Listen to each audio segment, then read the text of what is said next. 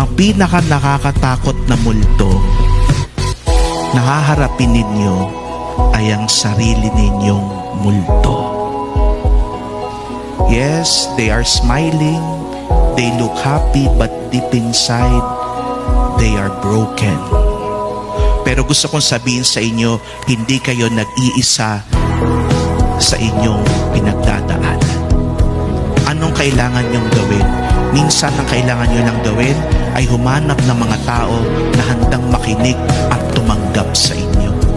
At kapag minsan nahihirapan na kayo at wala na kayong malapitan, ang pakiusap ko, lumapit kayo kay Jesus.